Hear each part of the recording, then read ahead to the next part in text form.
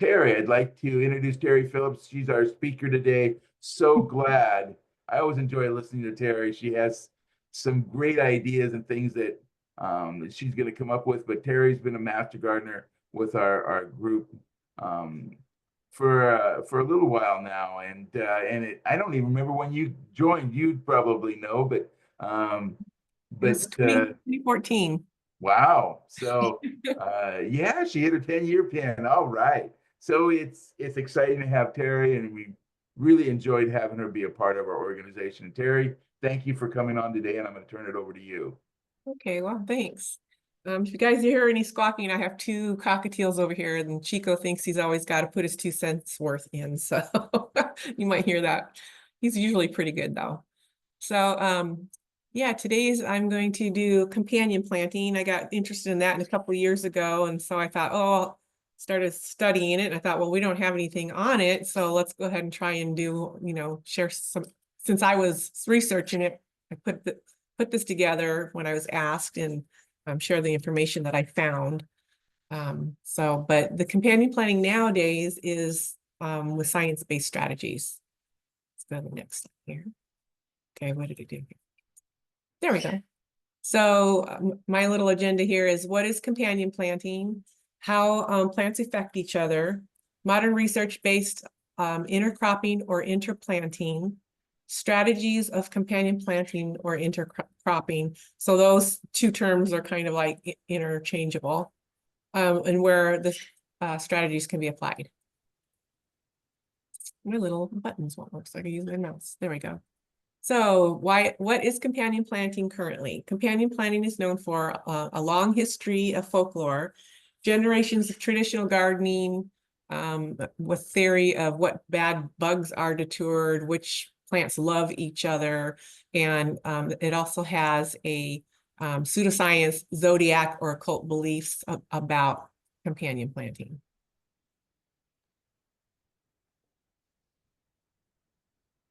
Oh, and I was going to say here, the beliefs or practices that claim to be both scientific and factual, but are incompatible with scientific methods, the folklore and different things like that. So let's go to the next one.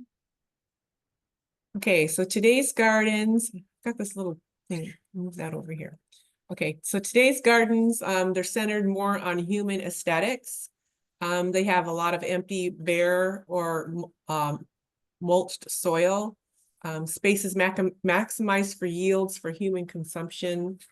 Let's see what else I got there. I'm looking at my notes. So when it's the human aesthetics, there's no thoughts as to how the plants react to each other because we're just planting it for how it looks. And then with the bare or mulch soil between the rows, it contributes to weeds and evaporation. So you can see right, here's these gardens. They just have lots of space in between. Space is thought for maximizing yields for human consumption only. We're not thinking about the environment or bugs or anything, animals or anything like that. We're just thinking about we got to get the biggest, as many tomatoes as we can get. Our plantings actually mimic farm style designs. Everything's in rows. And there's no plant diversity. So there are actually many monocultures, a lot of them. Okay, science-based companion planting is the horticultural practices using ecological principles of growing different crops or plants close to each other in order to influence the nutrient uptake, pest control, pollination, or other factors necessary for crop production or the survival of a desired plant, stuff that we like.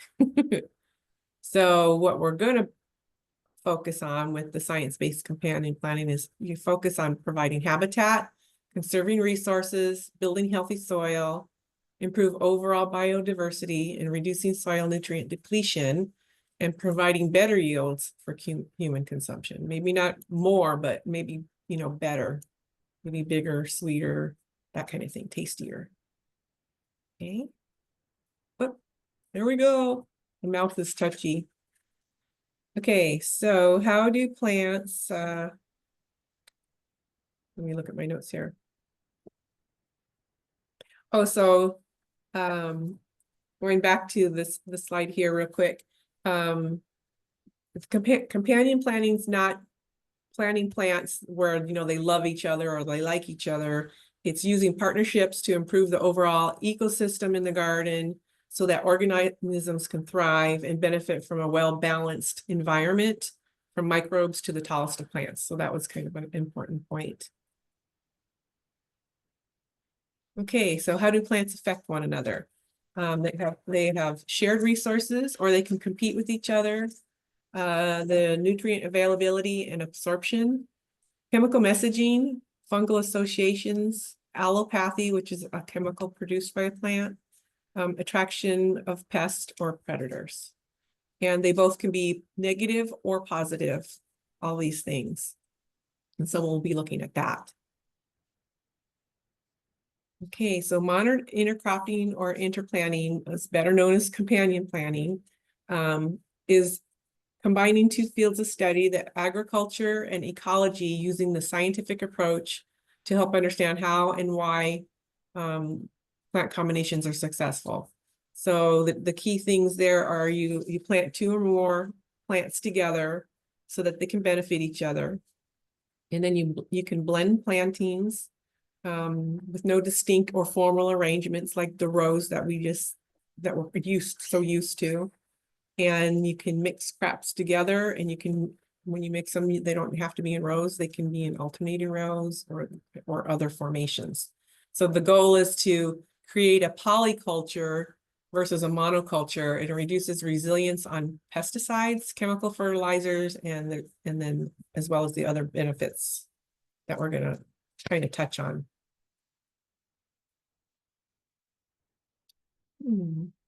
So strategies of companion planting or intercropping is, I think we saw some of this already, improve soil health and structure, weed management, pest management, reduce plant diseases, it helps to form a natural biological control of beneficial insects, and then improve pollination, water retention, safe space, and shade and neutral support.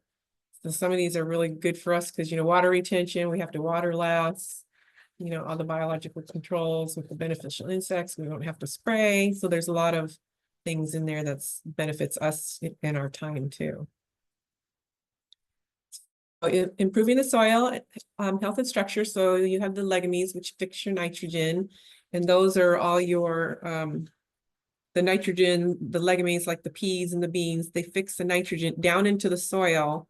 So that reduces your needs for fertilizers. And nitrogen is one of 3 macronutrients needed by all plants, especially leafy greens. So again, you've got peas, beans.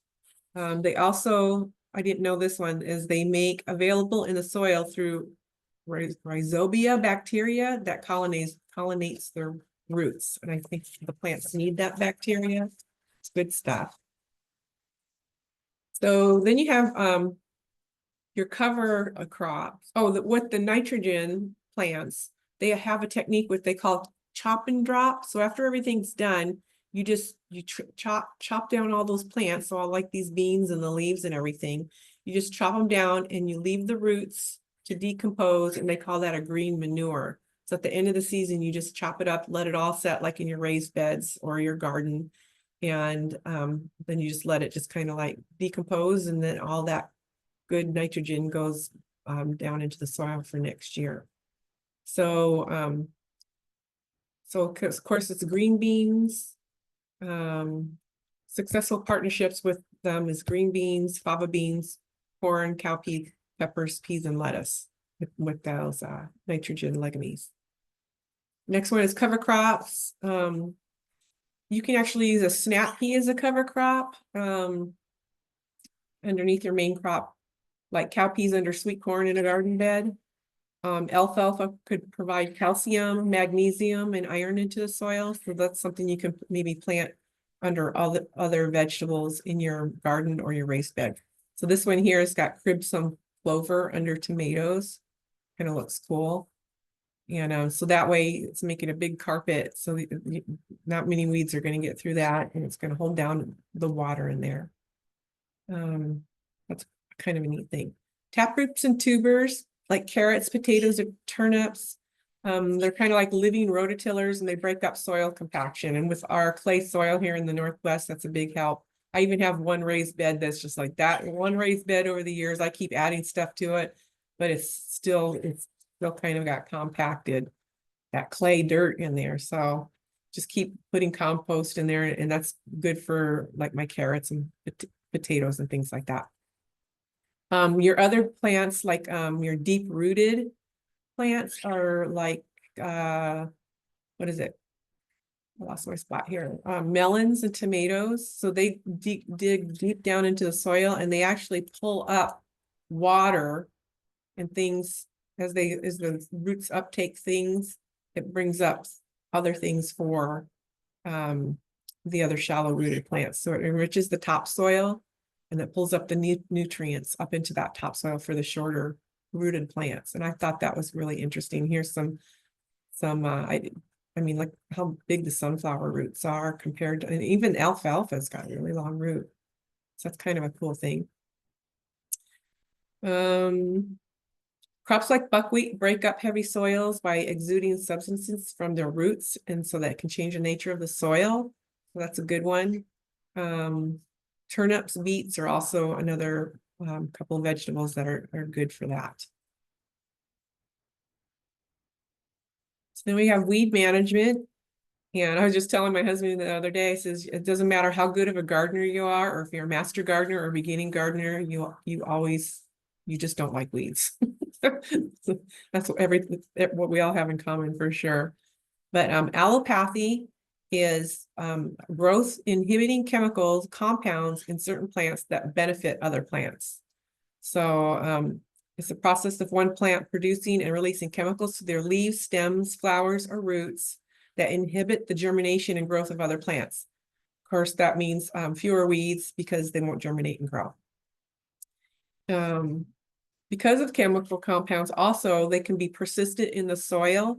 So subsequent weeds that might fail, say you grow, that plant that has the allopathic chemicals, maybe, but you don't grow it the next year, you still may not have weeds because that chemical is still, compounds are still down in the soil the next year, possibly.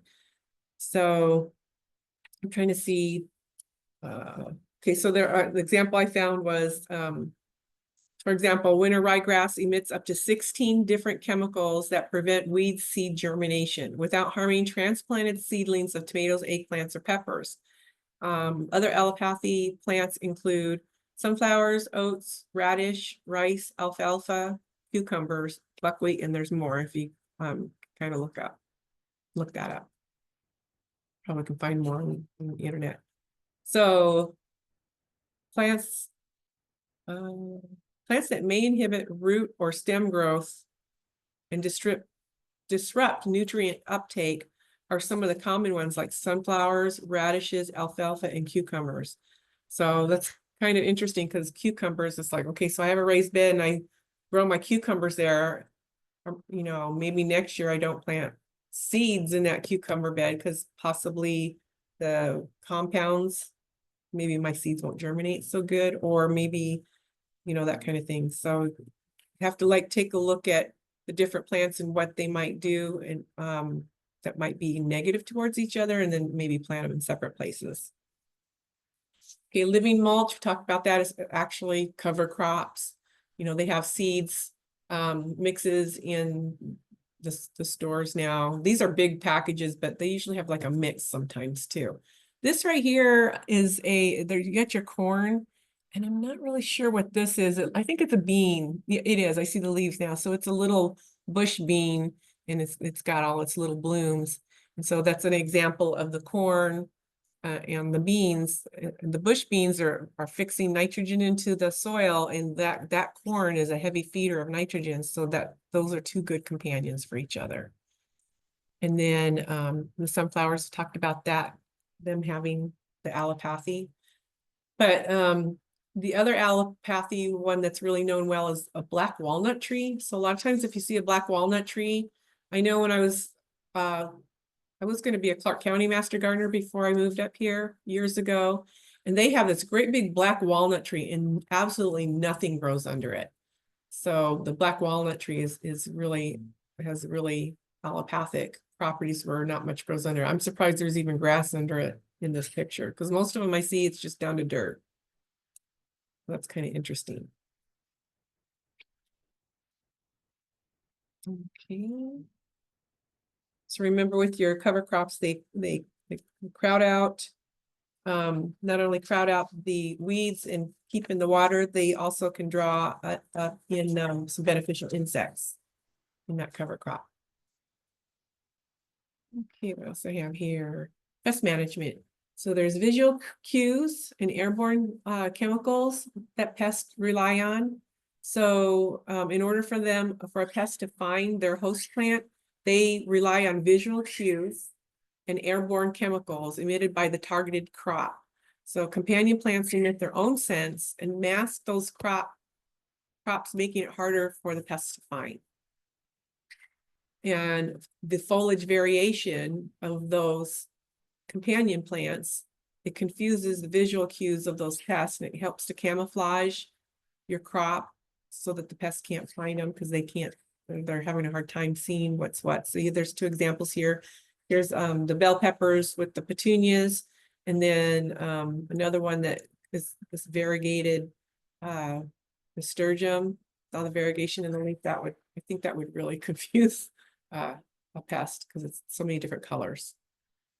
And then for pest management, you can disrupt the egg laying behaviors. So these are little aphids right here with their mom. And this is a June beetle and their eggs there. So if you have pests need repeated contact with a target host plant to stimulate their egg laying.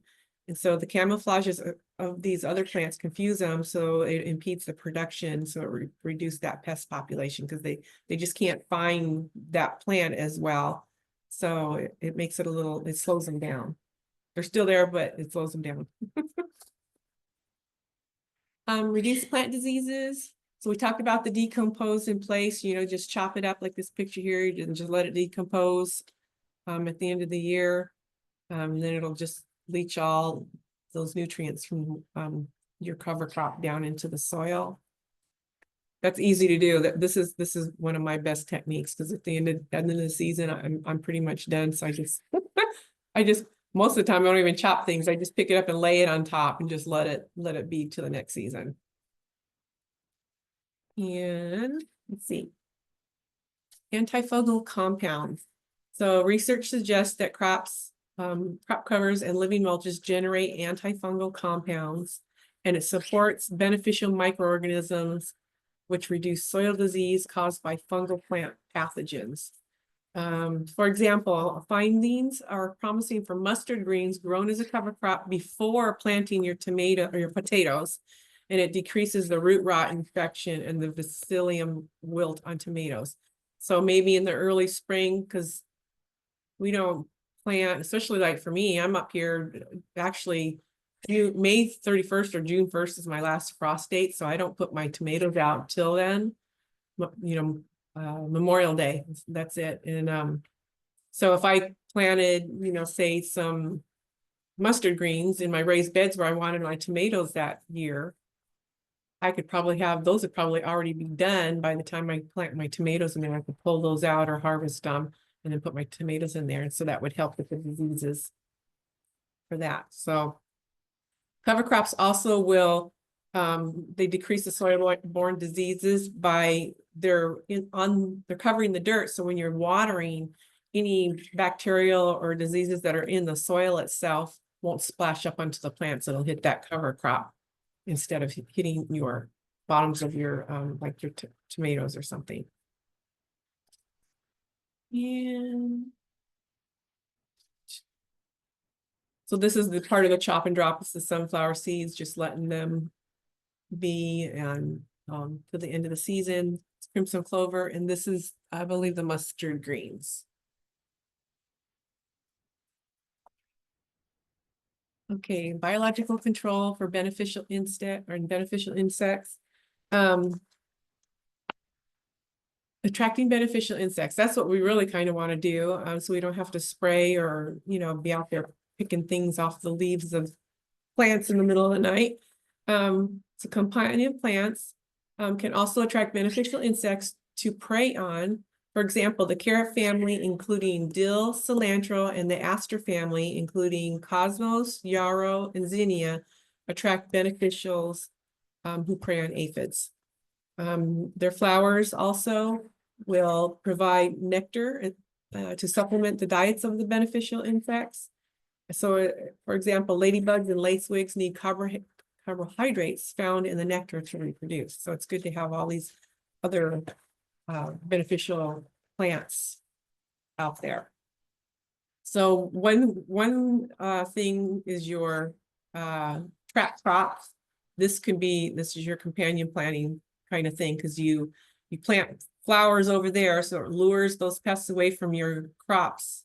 And they're actually sacrificed, like if you grow, say like this row of flowers right here, your crop is on each side of this row of flowers, but hopefully you'll attract the pests and the beneficials in here. And so it lures them away from your prized, garden vegetables that you want to have, and maybe a lot less pests. And let's see. The trap crops can be planted several weeks ahead of the main crop or interplanted for pests that don't travel far or travel on the wind. So for the more mobile pests, crops are planted on the garden perimeter. So ones that fly more, but you want the garden perimeter, so maybe they hit that garden perimeter first before they hit your garden. And it's especially true if like you live out, you've got the woods there. So they would hit that, like this row of sunflowers. Whoops, there we go. So they hit this row of sunflowers first before they would get to your garden. So it slows them down, gives them something else to eat on, hopefully. And so that leads us into hedgerows or living fences. So this is kind of more of maybe a living fence. A hedgerow of like this California lilac, that would be more of a hedge. And you probably have to have quite a bit of property to have that. So maybe you have a garden, a neighbor, they have a desirable crop or something, and you just don't want those types of pests coming into your garden, and maybe a hedge of California lilacs might stop or slow them down. I don't think it'd stop them. I think it would just slow them down. So it just, and hedgerows they're a wide planting of trees, shrubs, grasses, and perennials. So and it can be mixed. It doesn't have to be like one hedge of something. It can be a mixed of all of those. And when you plant a hedge like that, you want to plant native plants, annuals, and plants that don't spread, because you don't want that to be like spreading over into your neighbor's yard or spreading towards starting to take over your gardening space. And of course that causes a lot of work, you having to constantly be cutting it back. So, and you also want to consider drought tolerant plants outside of the garden area, possibly, so that you don't have to water it. So it save you some water, like that California lilac is drought tolerant. So, and also clearly the more diversity that you have, like this row here, there's so many different flowers in here and different plants. The more diversity you have, the more beneficial insects that will be attracted, and there'll be fewer pests, because those beneficial insects are going to help control the pests, which is a good thing. And of course, if you're planting all those cool flowers, you're also improving the pollination. And so the urban development that's been going on, in different areas, of course, we're losing large areas of wildlife habitat. And of course, when concrete goes down or asphalt goes down, we're losing anything that grows, even weeds that would attract beneficials. They're not out there. So they're hitting our yards and and looking for things to eat. So, so the neighborhood gardens and yards are important. And so here's some examples of neighborhood gardens. They're different, so you don't have to have a lot of property to garden and have beneficial plants for your plants that you're growing. And so down here, it's like a deck. And of course, it's container gardening. And you can still maybe have some marigolds in there or some, you know, a psyllium or something like that to use that. All those things to help deter pests. This right here is, this middle one is, you see this in Portland all the time. The front yards, the sidewalks are here and the front yard is just, it's like a garden. And this garden was cool because it's got a lot of different plants in there. It's got some flowers. I think the chromissimas are there. There's some flowers down here. It's got a little bit of diversity going on. Everything's closely planted, so there's not a lot of water loss there. This is a house right here, and they turn part of their front yard. They still have grass, but they turn part of their front yard into a garden, and it's got a lot of diversity going on in there too. This one here, somebody's got a little patio in their backyard, and they're doing container planting, and of course raised beds, which are fun. And you can get more out of them because they're bigger, of course. So one thing that's really good for pollinators is the types of flowers that you plant. So an open flower like this rose up here is better for pollinators because they can land on it easier and they can get to that pollen and that nectar. Tubular flowers won't work as well. They're good for hummingbirds and because they have that long tongue, or maybe a bigger bumblebee or something. They can reach down, or a bat, they can reach down in there and get that nectar. But a honeybee or some of the smaller bees or insects can't get down into that tube really very easily to get that nectar. So some of the old flower types are like cosmos, daisy, this old rose, black-eyed Susans, and poppies are kind of got that nice open flower. Water retention. This is a good thing, especially if you're in the city and you have to pay for that water. Probably never, I haven't paid for water for a long time because I'm out in the country, but I'm sure that the prices never go down on anything. So increase shade and temperature moderation. So when you plant all your companion plants, it's increasing the shade of other plants. And of course, if they grow into each other, and then there's no open ground, so it keeps that water in.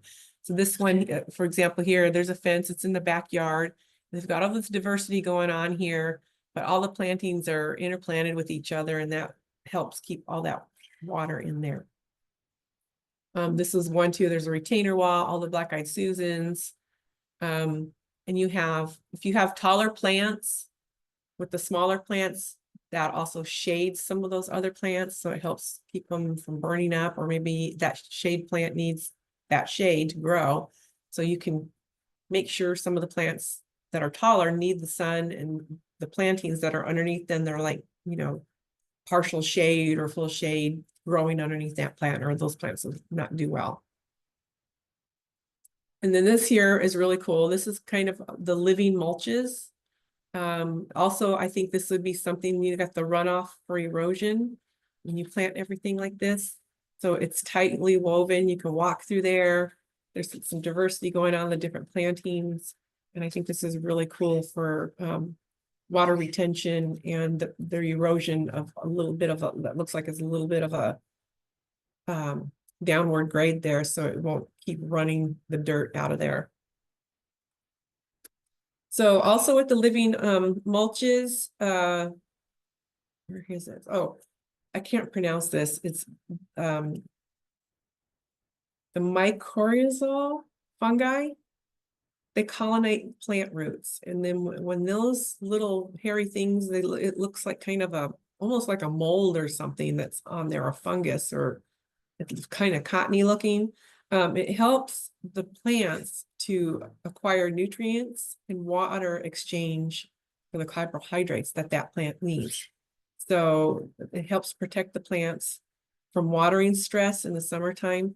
So frequent tilling of the soil can disrupt this network that grows, and it grows kind of in between plants. So it's not like just under the plants on the plant roots. As the roots spread out, it kind of hangs in there and it helps with that moisture retention too. So no tilling is a good thing.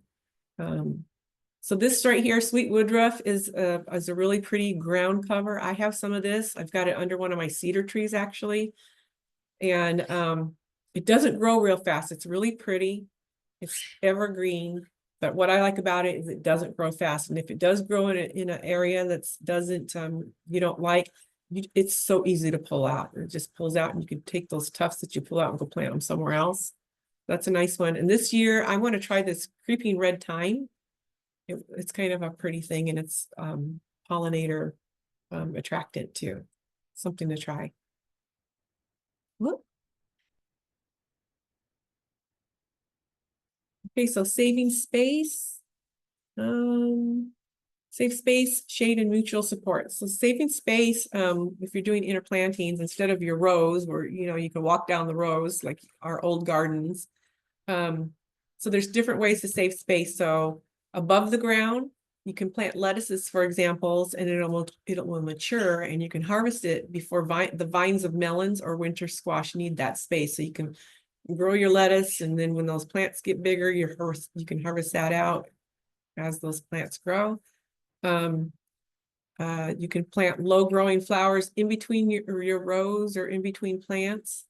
And then that'll be good for your beneficial companion planting, your beneficial bugs, I'm sorry.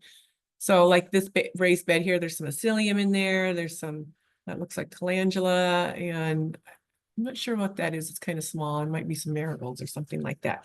But you have all your other plants in here. It looks like they've got some herbs in there. There's some nasturtiums in the corner. This has got a lot in it. So there's definitely not going to be any weeds in there. So the shared root spacing. So interplanting fast and slow growing crops such as carrots and radishes maximizes space in the garden, allowing room for the slower growing crop once the speedier one is harvested. Like radishes grow really crazy fast.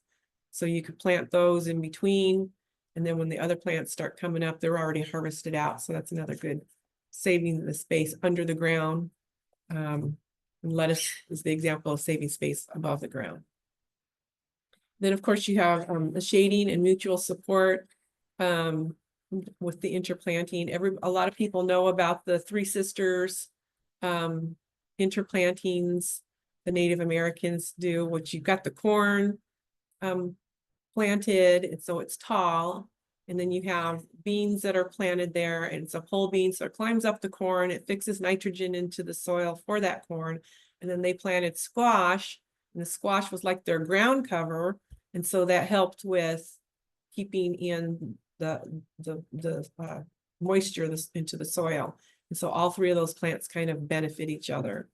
So that's kind of like the classic companion planting that's been around for a long time, probably, you know, generations, but now it's scientifically proven that it does work.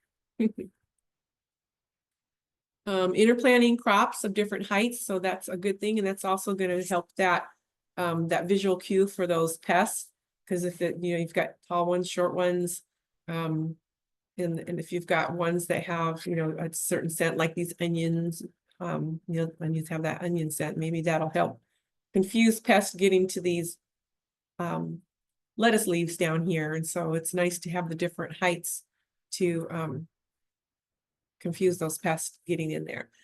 Plus, the more diversity you have in your gardens, the better off they are, because the plants help each other with all the different things that we just talked about.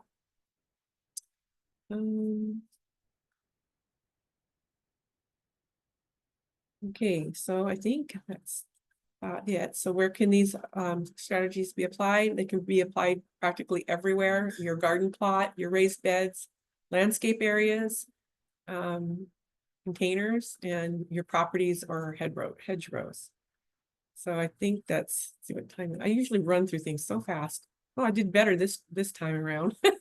Well, anyway, so here is a few resources. I mean, we've had the internet and all the social media out there, so you can get inundated, but I think the best resources are going to your universities, your extension publications like WSU, OSU, or any of them, books, internet, Google, YouTube, but make sure you go to a site that is, you know, like these university extensions, because it's going to be science. You want science-based information, because that's what's good for you. It's real. It's not going to, it's going to work.